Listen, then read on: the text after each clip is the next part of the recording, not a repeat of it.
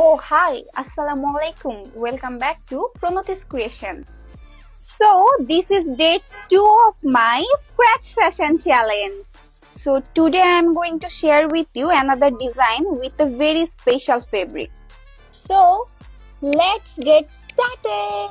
আজকে আমি যে ড্রেসটা চুজ করেছি সেটা হলো একটা কাটওয়ার্ক নেটেড ড্রেস, আর এই রংটার নাম হলো কোরাল পিঙ্ক।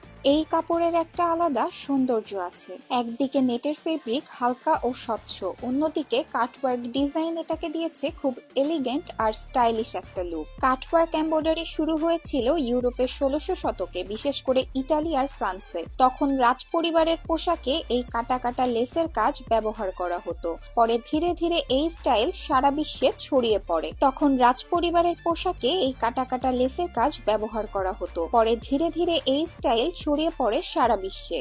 আমাদের উপমহাদেশেও ব্রিটিশ আমলে এই ধরনের ফেব্রিক ঢুকে যায়।